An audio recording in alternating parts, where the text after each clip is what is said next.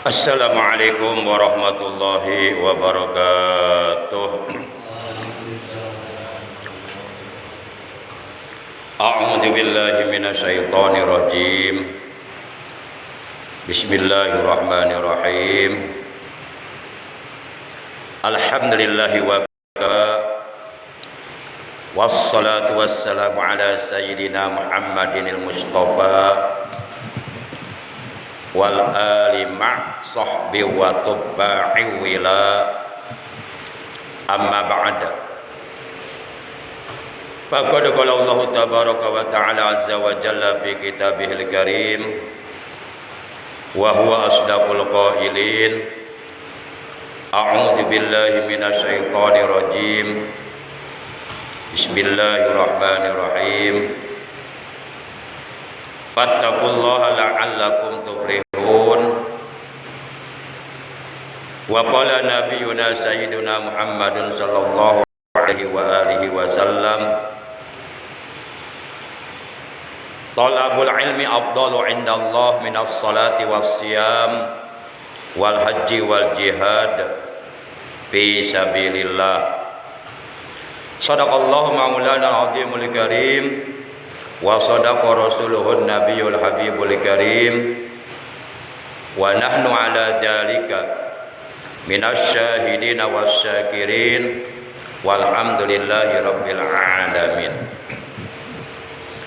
Ma'asyiral muslimin, segenap jamaah pengajian rutin malam Selasa ba'da maghrib musalla al-istiqomah Komplek TNI AD Bekang Cibarusa Asri yang saya hormati, rahimakumullah wa hadakumullah. Segala puji bagi Allah, salawat dan salam semoga tetap dilimpahkan selalu atas panutan kita yang mulia, baginda tercinta Nabi Agung, Nabi besar Muhammad sallallahu alaihi wa alihi wasallam, beserta seluruh keluarga beliau, para sahabat beliau dan seluruh pengikut beliau yang setia kepada beliau dan tetap cinta kepada beliau. Semoga di hari kiamat kita dan keluarga kita, juga saudara-saudara kita, memperoleh syafaat ujma dari beliau. Amin ya Allah ya rabbal alamin. Ma'asyiral muslimin, segenap jamaah majlisul ilmi, jamaah pengajian rahimakumullah wa hadakumullah. Sebagaimana biasa, kita awali pengajian rutin kita pada malam ini dengan pembacaan Ummul Kitab Suratul Fatihah dan dengan pembacaan sholawat atas Nabi kita tercinta. Sekaligus kita bermunajat kepada Allah Subhanahu wa taala, semoga dengan barokah karomah mukjizat kemuliaan dan keagungan daripada surah Al-Fatihah dan barokah dari bacaan salawat, kita semua yang hadir pada malam ini, juga keluarga kita dan saudara kita, oleh Allah Subhanahu wa taala senantiasa diberikan kesehatan baik zahir maupun batin, dengan kesehatan yang barokah, yaitu kesehatan yang selalu kita gunakan untuk beribadah kepada Allah, untuk beramal soleh, untuk berbuat baik. Dan kita doakan semoga seluruh ahli kubur dari keluarga kita yang telah mendahului kita, yaitu para sesepuh kita, orang tua kita, paman dan bibi kita, saudara-saudara kita, anak-anak kita, bil khusus Ananda Muhammad Lutfi Ramdhani Habibullah Saifuddin bin Saifuddin, semoga mereka semuanya yang saat ini sedang berada di alam barzakh, semoga senantiasa berada dalam rahmat-Nya Allah, berada dalam ridha Allah, berada dalam ampunan Allah. Alam barzahnya Allah jadikan taman daripada taman-taman surga. Kemudian ruhnya dikumpulkan bersama ruhnya orang-orang yang soleh dan dijadikan ahli surga. Bitilka niyatil Fatihah. A'udzu billahi minasyaitonir rajim. Bismillahirrahmanirrahim. Alhamdulillahi rabbil alamin, arrahmanir rahim, maliki yaumiddin, iyyaka na'budu wa iyyaka nasta'in, ihdinas siratal mustaqim, Shiratal ladzina an'amta 'alaihim ghairil maghdubi 'alaihim waladdallin. Rabbighfir lana wa liwalidayna amin. Allahumma salli ala sayyidina Muhammad wa asqil zalimin bil zalimin. Allahumma salli ala sayyidina Muhammad wa asqil zalimin bil zalimin wa akhrijna min bainihim salimin ya Allah wa ala alihi wa sahbihi ajma'in. Sallallahu rabbuna ala nuril mubin Ahmad al-Mustafa sayyidil mursalin wa ala alihi wa sahbihi ajma'in wa ala alihi wa sahbihi ajma'in. Allahumma salli ala sayyidina Muhammad wa asqil zalimin bil zalimin. Allahumma salli ala sayyidina Muhammad wa asqil zalimin bil zalimin wa akhrijna min bainihim salimin ya Allah wa ala alihi wa sahbihi ajma'in. Allahumma shalli wa sallim wa barik alaihi wa ala alihi wa sahbihi.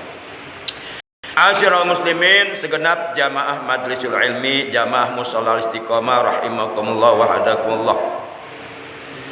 Diterangkan dalam sebuah hadis bahwa baginda kita yang mulia tercinta, Nabi Agung, Nabi besar Muhammad sallallahu alaihi wasallam, beliau telah bersabda, "Qiwamud dunya bi arba'ati asya'a, bi ilmil ulama, bi adlil umara, bi sakhawatil agniya, bi da'watil fuqara.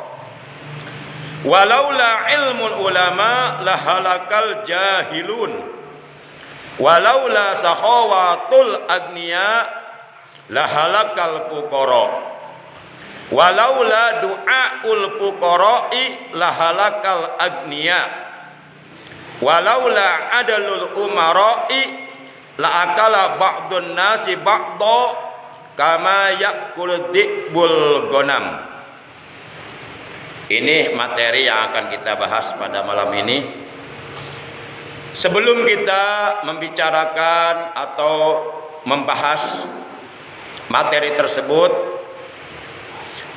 mari kita simak perkataan dari Wailah ibnul Asqa. Qala Wailatu ibnul Asqa, al-muta'abbidu bi ghairi fiqhin kahimari tahun. Qala telah berkata sopo Wailatu binil Asqa, Wailah bin Asqa, ia berkata, al-muta'abbidu bi ghairi fiqhin kahimari tahun. orang yang melaksanakan ibadah bi ghairi fiqhin, tanpa mengetahui ilmunya, tanpa memahami ilmunya. Kata beliau, kahimarit tahun, itu bagaikan keledai yang kurus, tak berdaging. Jadi kalau kita melaksanakan ibadah kepada Allah, apapun ibadah yang kita lakukan, baik mahdoh maupun ghair mahdoh, apapun kebaikan yang kita lakukan, apapun amal soleh yang kita perbuat, apabila dilakukan tanpa mengetahui ilmunya, tanpa didasari ilmunya, tanpa memahami ilmunya, kata Wailah Ibnul Asqa, kahimarit tahun, itu bagaikan keledai yang kurus. Artinya ibadah kita enggak sempurna. Kan kalau keledai yang sempurna tentu keledai yang gemuk. Yang gemuk, yang berdaging, yang banyak dagingnya. Demikian pula hewan kurban. Kita akan diperintahkan untuk menyembelih hewan kurban yang sempurna, yang gemuk, yang banyak dagingnya, yang besar. Nah, kalau umpama hewan kurbannya kurus, tidak berdaging, tidak bergaji, kurus kering kerontang, itu enggak sempurna. Bahkan kalau hewan kurbannya terdapat cacat, misal matanya picak atau telinganya hanya ada sebelah, itu enggak sah kurbannya. Jadi yang dimaksud dari perkataan Wailah bin Asqa, bahwa orang yang beribadah tanpa memahami ilmunya, tanpa mengerti ilmunya, tanpa mengetahui ilmunya, diibaratkan seperti keledai yang kurus tidak berdaging. Artinya ibadah kita yang kita kerjakan tidak sempurna. Sementara kita melaksanakan ibadah kepada Allah seperti sholat 5 waktu, sholat Jumat, atau sholat-sholat sunnah yang lainnya, atau ibadah-ibadah yang lainnya seperti puasa Ramadan, puasa sunnah, atau baca Quran, atau yang lainnya. Berbagai macam amal ibadah yang kita kerjakan, tentu kita ingin mengerjakan ibadah kita dengan sempurna. Padahal sempurna atau tidaknya ibadah yang kita kerjakan itu sangat amat bergantung kepada ilmunya. Artinya dapat dipastikan ketika seseorang melakukan ibadah tanpa memahami ilmunya, tanpa mengetahui ilmunya, tanpa mengerti ilmunya, dapat dipastikan pasti ibadah yang dikerjakannya tidak akan mencapai kesempurnaan. Maka mau tidak mau, kalau ibadah yang kita kerjakan ingin sempurna, wajib didasari ilmunya, wajib mengetahui ilmunya, wajib memahami ilmunya. Karena ibadah apapun itu tentu ada ilmunya. Contoh seperti ibadah sholat 5 waktu atau sholat sunnah yang lainnya, itu ada ilmunya. Apa saja ilmu tentang sholat? Banyak. Di antaranya, pertama, syarat-syarat wajib sholat ada berapa, apa saja. Kemudian syarat-syarat sahnya sholat ada berapa, apa saja. Kemudian rukun-rukun sholat ada berapa, apa saja. Kemudian kesunahan-kesunahan yang berkaitan dengan sholat, seperti kesunahan-kesunahan yang sunnah dikerjakan sebelum sholat dilakukan, atau kesunahan-kesunahan sholat yang ada di dalam sholat ketika sholat sedang berlangsung, dan ataupun kesunahan-kesunahan sholat yang sunnah dikerjakan setelah selesai sholat dilakukan. Kemudian kita harus mengetahui hal-hal yang dimaksudkan di dalam sholat, juga harus memahami perkara-perkara yang dapat membatalkan sholat kita, yang menyebabkan sholat yang kita kerjakan menjadi batal, tidak sah, dan tidak akan diterima oleh Allah. Itu diantaranya ilmu-ilmu yang berkaitan dengan sholat. Demikian pula puasa Ramadan, demikian pula zakat, demikian pula ibadah haji, akikah, kurban, dan yang lainnya, termasuk baca Quran. Semuanya pasti ada ilmunya. Nah, ilmu ini peranan ilmu dalam ibadah itu sangat menentukan. Pertama, sangat menentukan terhadap sah atau tidaknya ibadah yang kita kerjakan, itu sangat bergantung kepada ilmunya. Yang kedua, sempurna atau tidaknya ibadah yang kita lakukan, itu pun bergantung kepada ilmunya. Para jamaah yang dimuliakan oleh Allah Subhanahu wa taala, maka pantas ketika Wailah Ibnul Asqam mengatakan al-muta'abbidu bi ghairi fiqhin kahimari tahun, orang yang beribadah tanpa mengetahui ilmunya bagaikan keledai yang kurus. Bahkan syaiton, ya, kebanyakan orang menyebutnya setan. Kalau saya lebih cenderung mengatakannya syaiton, sesuai dengan tulisan huruf Arabnya. Syaiton, sin besar, iya sukun, to alif fathah to nun. Syaiton. Jadi kalau kita menyebutnya syaiton itu sesuai dengan tulisan huruf Arabnya. Tapi kalau kita menyebutnya setan, itu artinya dibeset jerona ketan. Jadi kita nggak usah takut sama setan. Karena setan itu dibeset, dibuka, dalamnya ketan, enak. Saya belum pernah mendengar ada orang atau ada seorang qori membaca ta'awudz. A'udzubillahi minasyaitonir rajim. Jamaah yang hadir juga belum pernah membaca ta'awudz seperti itu. A'udzubillahi minasyaitonir rajim. Belum pernah. Kalau umpama bacaannya begitu, jelas salah menurut ilmu tajwid. A'udzubillahi minasyaitonir rajim. Itu yang benar. Jadi kita harus membiasakan yang benar, bukan membenarkan yang biasa. Biasakanlah yang benar. Jangan sekali-kali membenarkan yang biasa, karena yang biasa kita lakukan belum tentu benar. Benar atau tidaknya patokannya adalah agama. Benar atau tidaknya apa yang kita lakukan patokan ilmu. Benar atau tidaknya yang kita perbuat patokannya Al-Quran, hadis. Para jamaah yang dimuliakan oleh Allah Subhanahu wa taala, syaiton itu lebih kewalahan. Syaiton akan merasa kewalahan, akan merasa repot, akan merasa kesusahan, akan merasa kesulitan, menggoda dan merusak ibadahnya seorang yang faqih, seorang yang paham agama, seorang yang mengerti agama, daripada 1000 orang ahli ibadah yang melakukan ibadahnya tanpa didasari ilmu. Hal ini sebagaimana dijelaskan dalam sebuah hadis yang diriwayatkan oleh Imam At-Tirmidzi dan Imam Ibnu Majah dari sahabat Nabi, yaitu Ibnu Abbas radhiyallahu taala anhuma. Ia berkata, anna Rasulullah sallallahu alaihi wasallam qol, bahwasanya Rasulullah sallallahu alaihi wasallam beliau telah bersabda, faqihun wahidun asyaddu ala syaiton min alfi abidin ay jahilin. Faqihun wahidun. Faqihun orang faqih, orang paham agama, orang mengerti agama, orang mengerti ilmu agama. Wahidun yang satu.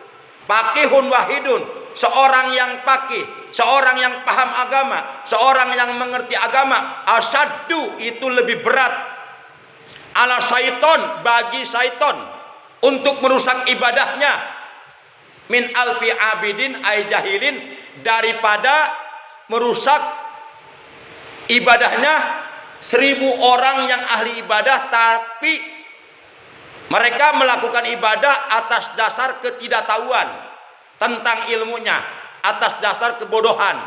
Jadi mereka beribadah bukan atas dasar pengetahuan, tapi atas dasar ketidaktahuan. Mereka melakukan ibadah hanya karena ikut-ikutan mencontoh orang lain, tapi tidak memahami ilmunya, tidak mengerti ilmunya. Ketika mereka takbiratul ihram, mereka enggak paham itu takbiratul ihram hukumnya apa, mana yang wajib, dan mana yang sunnah. Di dalam takbiratul ihram mereka nggak paham. Yang penting mereka mengikuti, mencontoh orang lain takbiratul ihram, mereka ikuti seperti itu. Nah, ibadah yang diperintahkan oleh Allah kepada kita bukan ibadah seperti itu, tapi ibadah yang didasari ilmunya. Para jamaah, baik, kita lanjutkan pembahasan materi tentang sebuah hadis yang tadi di awal sudah saya sampaikan. Qiwamud dunya bi arba'ati asya'a. Tegak dan kokohnya alam dunia harus ditopang atau ditunjang, didukung oleh 4 pilar utama. Jadi ada 4 pilar utama yang akan menjadikan alam dunia ini menjadi kokoh. Alam dunia ini tegak dengan kokoh. Akan tetapi sebaliknya, jika 4 pilar utama ini tidak ada di alam dunia, maka menyebabkan alam dunia ini akan hancur. Alam dunia ini akan rusak. Alam dunia ini akan kacau balau. Alam dunia ini akan berantakan. Akan terjadi pembunuhan di mana-mana. Akan terjadi anak memperkosa orang tua memperkosa anak. Akan terjadi manusia saling menghisap darah satu sama lainnya. Sehingga keadaan alam dunia kacau balau, rusak, hancur, berantakan. Terjadi huru-hara, terjadi peperangan, dan sebagainya, dan seterusnya, dan selanjutnya. Seperti itu. Apabila di alam dunia ini tidak ada 4 pilar utama, 4 golongan utama, di mana 4 golongan utama ini menyebabkan kokoh dan tegaknya alam dunia. Siapakah yang 4 pilar utama tersebut? Kata Nabi, yang pertama bi ilmil ulama. Alam dunia ini akan tegak kokoh dengan sebab ilmunya para ulama. Jadi alam dunia ini butuh ilmunya para ulama. Seandainya di alam dunia tidak ada ulama, lakana nasukal bahaim. Tentu niscaya manusia hidupnya akan seperti binatang, menghalalkan segala macam cara untuk mencapai tujuan. Kalau perlu membunuh, yang penting tercapai tujuannya. Yang kedua bi adlil umara. Alam dunia ini akan tegak dengan kokoh dengan sebab adanya keadilan yang ditegakkan oleh para penguasa. Sekiranya para penguasa tidak menegakkan keadilan, maka yang akan terjadi kejoliman. Ketika kejoliman telah merajalela, itu akan menyebabkan keadaan menjadi kacau. Yang ketiga bisa khawatil agniya, dengan dermawannya para agniya, orang-orang yang kaya. Itu yang ketiga. Yang keempat bidakwatil fuqara, dengan doanya orang-orang fakir. Satu, dengan ilmunya para ulama. Dua, dengan adilnya para umaro atau para pemimpin atau para penguasa. Tiga, dengan dermawannya orang-orang kaya atau para agniya. Dan yang keempat, dengan doanya para fuqara atau orang-orang fakir. 4 golongan inilah yang menjadi pilar utama terhadap tegak dan kokohnya alam dunia. Apabila yang 4 perkara ini sudah tidak ada lagi di alam dunia, maka tunggu kehancuran alam dunia. Tunggu rusaknya alam dunia. Akan terjadi kekacauan di mana-mana, pembunuhan di mana-mana. Apabila yang 4 ini tidak ada. Para jamaah yang dimuliakan oleh Allah Subhanahu wa taala. Selanjutnya beliau bersabda, walaula ilmul ulama lahalakal jahilun. Dan seandainya di alam dunia ini tidak ada ilmunya para alim ulama, niscaya akan rusaklah orang-orang yang bodoh. Orang-orang yang bodoh itu akan rusak kalau tidak ada ilmu dari para ulama. Orang-orang bodoh akan melakukan apapun yang ingin ia lakukan karena tidak tahu hukumnya. Rusak orang-orang bodoh, rusaknya orang-orang bodoh apabila tidak ada ilmu dari para alim ulama. Bahkan orang-orang bodoh akan rusak imannya, akan rusak, akan melayang, akan lenyap keimanannya, keislamannya, bahkan rela menjual agamanya, rela melepaskan imannya, rela melepaskan keislamannya hanya untuk mendapatkan sesuatu yang ingin ia dapatkan karena kebodohannya, sampai rela menjual agamanya, sampai rela melepaskan imannya, sampai rela Islamnya melayang. Itu karena kebodohannya. Para jamaah, kemudian kata beliau, walaula sahwatul agniya lahalakal fuqara. Dan seandainya jika tidak ada kedermawanan dari para agniya, dari orang-orang yang kaya, niscaya akan hancurlah, akan rusaklah orang-orang fakir. Orang-orang fakir yang hidupnya dalam kemelaratan, orang-orang yang fakir yang hidupnya dalam kekurangan, orang-orang fakir yang sulit untuk mendapatkan makanan, istilahnya pagi makan, sore tidak, bahkan berhari-hari tidak menemukan makanan. Itu akan rusak mereka apabila orang-orang kaya tidak mendermakan hartanya untuk mereka. Akhirnya orang-orang fakir ini nekat untuk mempertahankan hidupnya. Demi mendapatkan sesuap nasi, mereka nekat mencuri, mereka nekat membunuh karena ingin mengisi perutnya. Disebabkan orang-orang kayanya tidak punya kepedulian, masa bodoh, bersikap apatisme. Padahal kata Nabi, malam yahtam bi amril muslimin falaisa minna. Barang siapa yang tidak punya kepedulian, tidak punya perhatian terhadap urusan umat Islam, falaisa minna, maka dia bukanlah dari golongan kami. Jadi Rasulullah tidak mau mengakui sebagai umatnya kepada seseorang apabila seseorang tersebut tidak memperhatikan keadaan orang-orang fakir. Apabila mereka hanya mementingkan dirinya sendiri, bersikap kapitalisme, yang penting mereka makan enak, makan kenyang, serba ada, tapi tidak peduli terhadap penderitaan orang-orang fakir, maka orang Islam yang sikapnya seperti ini khawatir di hari kiamat tidak diakui sebagai umatnya Nabi Muhammad SAW. Kalau di hari kiamat tidak diakui sebagai umat beliau, maka haram mendapatkan syafaat beliau. Para jamaah yang dimuliakan oleh Allah Subhanahu wa taala.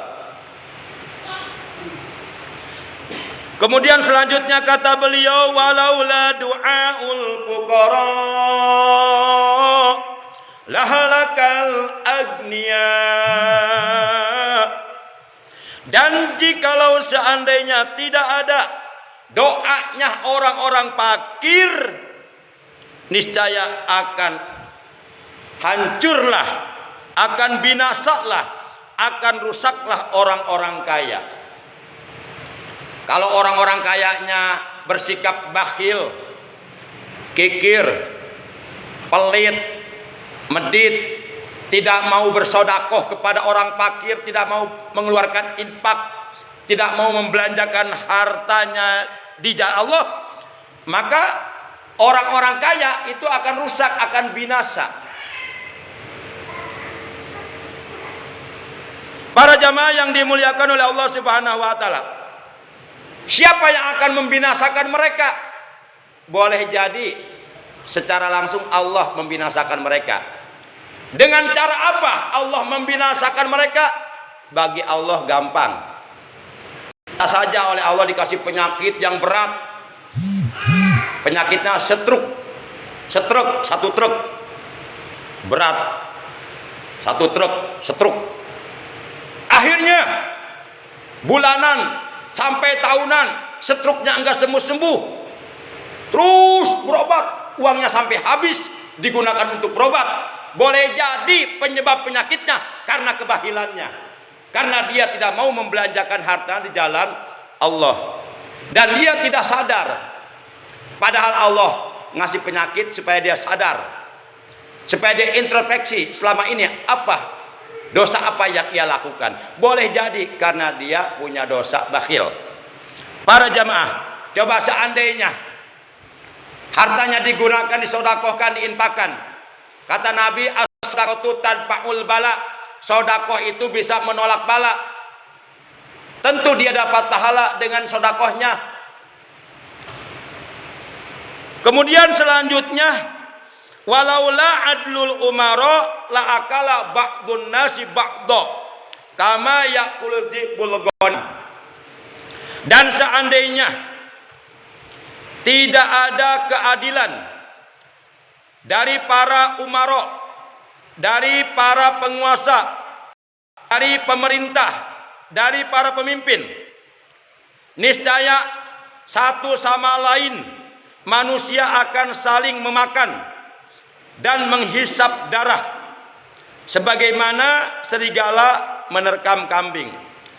Nah, kalau umaroknya, pemimpinnya, pemerintahnya, penguasanya tidak mau menegakkan keadilan bagi rakyatnya, itu nanti kata Nabi,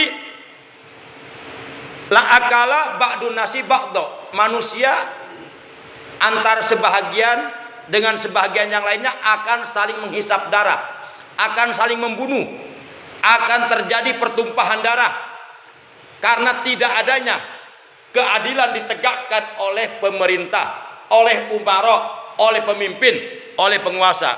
Sehingga keadaan manusia nanti kata Nabi akan seperti kama yakul dzibul ghanam, akan seperti serigala menerkam kambing. Para jamaah yang dimuliakan oleh Allah Subhanahu wa taala. Maka oleh karena itu, betapa alangkah sangat pentingnya 4 golongan tersebut yang menjadi pilar utama terhadap tegak dan kokohnya alam dunia. Yang pertama yang harus kita jaga, para ulama bagi seluruh umat Islam yang masih mengaku beragama Islam, bagi seluruh orang-orang yang beriman yang masih mengaku bahwa dirinya beriman, wajib menjaga eksistensi ulama, wajib menjaga para alim ulama, karena para ulama ini mereka adalah merupakan warasatul anbiya, orang-orang yang meneruskan perjuangan dakwah Rasulullah untuk menegakkan agama Allah, untuk menyampaikan ajaran Islam. Dulu ketika Rasulullah masih hidup, Islam disampaikan, ditegakkan oleh Rasulullah dan didukung oleh para sahabatnya. Sekarang Rasulullah sudah tiada. 14 abad 21 tahun yang lalu, 14 abad 43 tahun yang lalu beliau sudah meninggalkan umatnya. Demikian juga para sahabat Muhajirin dan Ansor dan para sahabat yang lainnya, para tabi'in besar, para tabi'in kecil.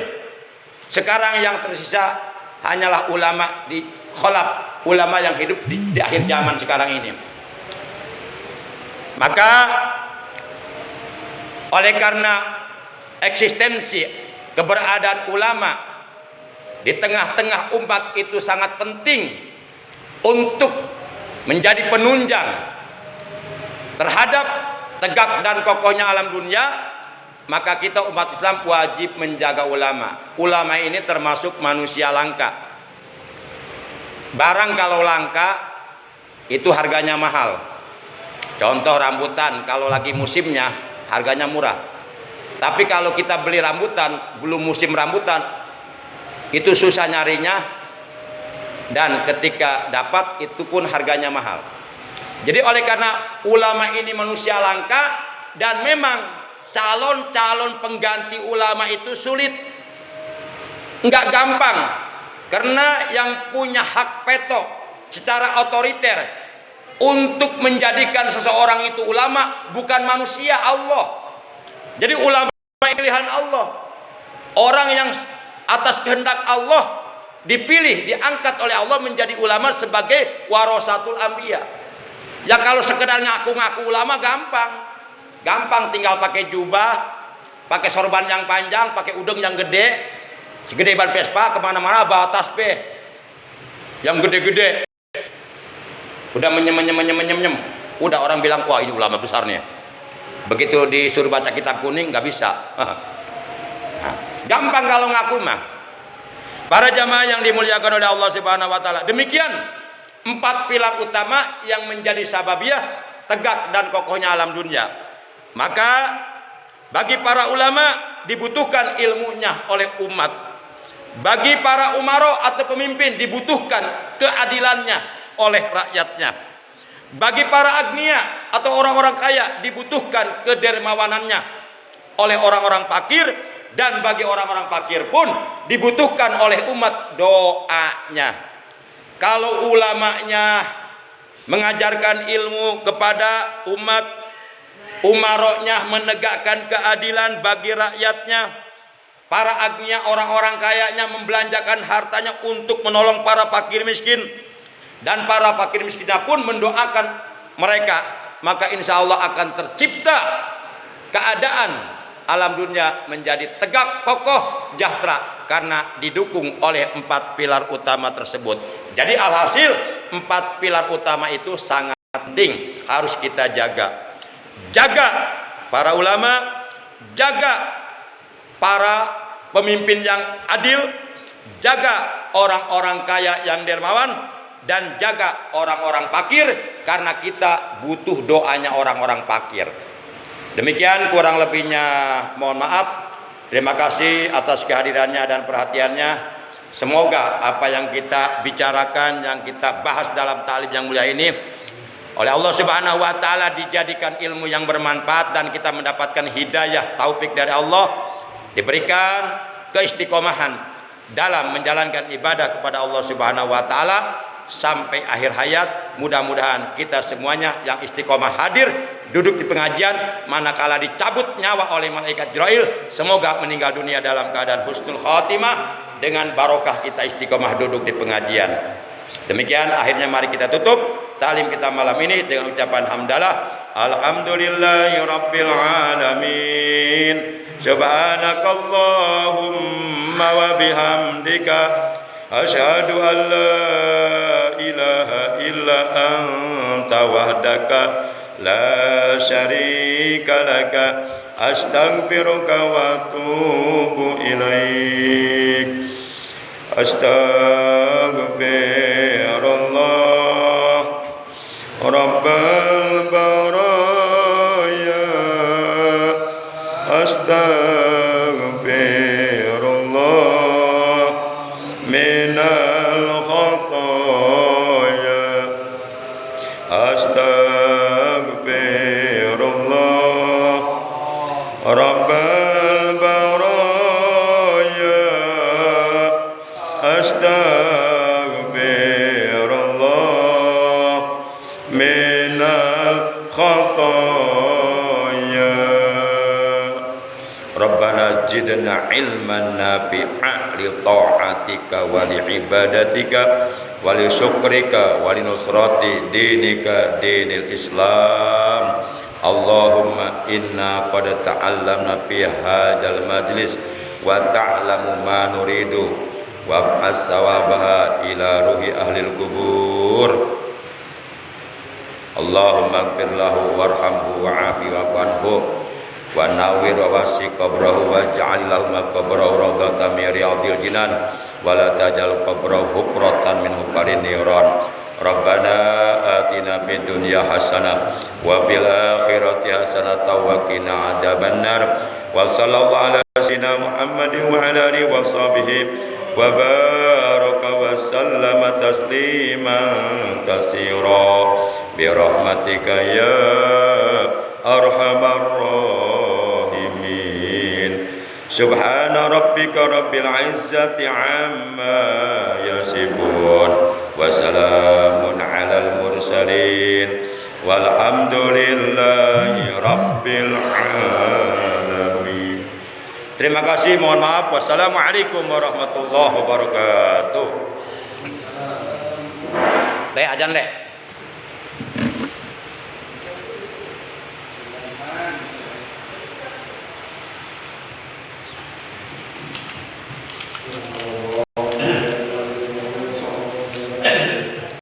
Allahumma salli wa sallim wa barik alaihi.